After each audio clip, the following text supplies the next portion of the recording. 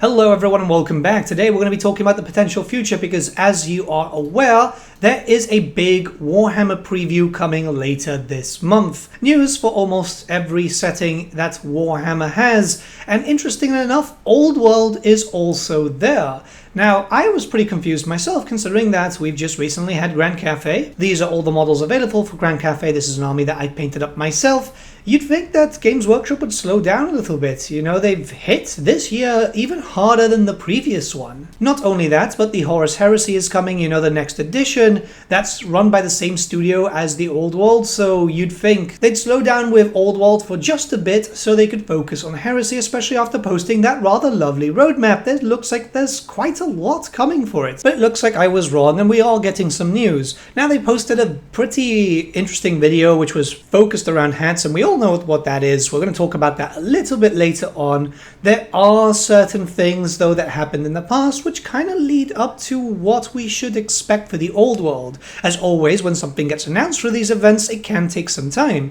Cathay, I think, was about 2 months after they got revealed. Heresy around 1 month or 1 month and a half. Well, Heresy's still not out yet, but you know what I mean. It looks to be very close considering that a lot of the Heresy channels are going dormant. So what could we see for the Old World? Well, some people are already speculating that it could be focused around the Arcane Journal for Cathay, the second one, which is going to focus around the Jade Fleet. This is an army of infamy which allows you to take a number of Empire of Man troops, confirmed by JYT. I still think it's too early. They've only just released Grand Cathay. It is obviously way too soon to release a second book. Now what they can do is start releasing secondary Arcane Journals, because this pretty much confirms that everyone is going to get a second round, but these showcase events are generally quite large. Unless they basically just confirm a roadmap of the next round of Arcane Journals, it's not really going to be a lot of hype. Here it's normally, miniatures, sometimes it's just new rangers. I could see this happening, but they'd have to confirm like 4 or 5 upcoming Arcane Journals to be able to be something wow-worthy. Even then, we're only going to get maybe, 5-10 minutes, depends on how long this show goes. Sometimes it's been an hour, sometimes it's been a little bit more. I still think it is actually linked up to something else, however. A small while back, there was a map update that was quickly taken off the website. This was focused around the areas of the Seven Realms, also known and actually known in Warhammer the Old World as the Seven Kingdoms. Estalia, Talia, and the Border Princes. New iconography had popped up, which had led to a lot of speculation. Obviously, there was little drama surrounding it, but it does look like Games Workshop were likely looking towards the Dogs of War. Some people might be thinking, well, it's about time that we started getting full armies for Talia and Estalia, but it's too soon for that. Games Workshop doesn't release like full rangers back to back. We've already had a full range come out, well, half a range for Grand Cathay, so I imagine that this will be the return of the Dogs of War units in an Army of Infamy or a Arcane Journal. So rather than new plastic models, it would be the old metal ones. People will buy that up regardless. I know some people are likely typing to complain right now, but yeah, people will buy that. If we get the Besiegers, if we get the Pikemen, stuff like that, people will easily buy. It would make sense to add in a Dogs of War roster. You could field them as their own army and also have them go to all the other armies too, in the form of mercenaries. We've already seen mercenaries creeping into the Old World through various different Arcane Journals, and it leaves the door ajar. This would be a mercenary faction. Games Workshop would likely really push the fact that they're a mercenary faction and leave it open for a potential future for Talia and Estalia to get their own proper standing armies. This is just an educated guess, but it does make sense given the map update, and the fact of the matter is, Dogs of War just really are popular. People want mercs, people want to be able to field their old minis, and people want to be able to buy those minis too.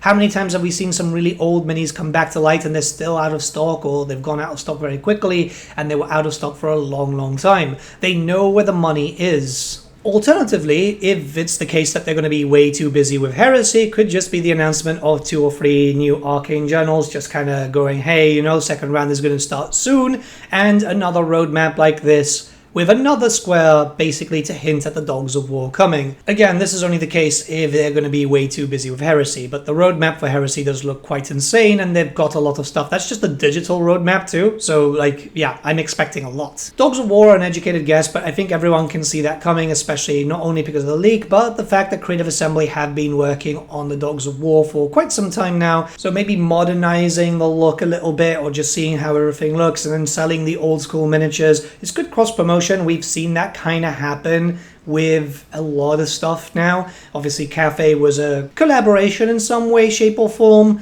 We've heard different conflicting stuff from Games Workshop and from Creative Assembly, but yeah, I mean, this does make a lot of sense. I have seen people wondering that the fact that we're getting news so quickly again, if it could mean the return of legacy factions. Some people are dying for their legacy factions to come back, you know, stuff like the Skaven, the Dark Elves, and so on.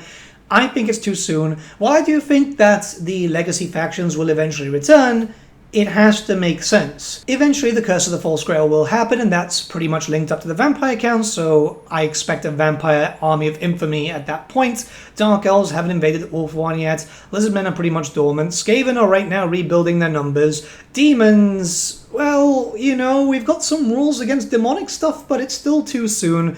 Chaos Dwarfs are very inactive at this point, and the Ogre Kingdoms, I imagine that the Ogre Kingdoms will come back, but I think that it's going to be more closer to 2nd edition, so at some point near the end of next year, or during 2nd edition, because it just makes sense to start, like, bringing some factions over, especially as they get refreshed, and proper refreshes, I mean, in Age of Sigmar. The vampire counts have already gotten steady refreshes, and the new units coming for the vampire counts have new names. They're not called Black Knights, for example, anymore. So it does make sense for the Black Knights to come back to us. Dark Elves the same. The Dark Elf units are still available for the Cities of Sigmar. The Shadow Elves for Malerion, it's a name I still can't really get used to. They have not been replaced just yet. So yeah, I think it's a matter of time more than anything else, and we're going to have to be patient there.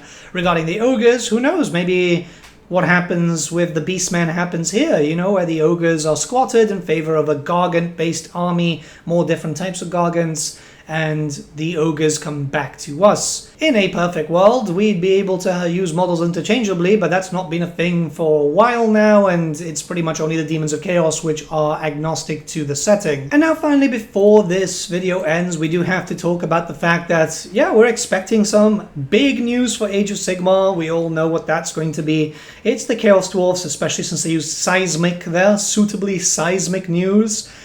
It's a faction that's been hinted for a while, the Chaos Duardin. My hope is that the models obviously look good. That's something that we can expect, considering that the Age of Sigmar model developers are some of the best that GW has. My main concern is that they're not too large. I want them to be decently sized, but also with the idea of us being able to use them in the old world. Sometimes we've been able to see that. Some models do actually translate fairly well, but there is a bit of a size creep. A size creep is expected, but I hope it's not as large as, say, the Fire Slayers. It would be great if there was incentive there to be able to use it in other settings. I'm hoping it's not going to be this thing with, like, say, for example, the Skaven, which got a rather radical update. The Clan Rats were fine, the Storm Vermin were fine, but a bunch of new style units were introduced, which unfortunately do not translate to the old world. You never know. And yeah, I'm grasping at straws here. I'm hoping for the best. In a perfect world, what could be done is getting the Tamukan set, you know, the whole Chaos Dwarf army from that, and retooling it alongside some extra dwarfs to give them the big hats that everyone hopes. And they've been saying big hats a lot, so it's only a matter of time. But with all that being said, let me know what you guys think in the comments below. Let's have a bit of a discussion. I'm super excited. I can't wait to check out this reveal, and let's hope for the best. Let's hope for the best. Alongside that, you know, hopefully some news for Warcry soon, because I know that they've been pretty much ignored. Blood Bowl also would be lovely. But yeah, have a great one, guys, and I'll see you all again very, very soon.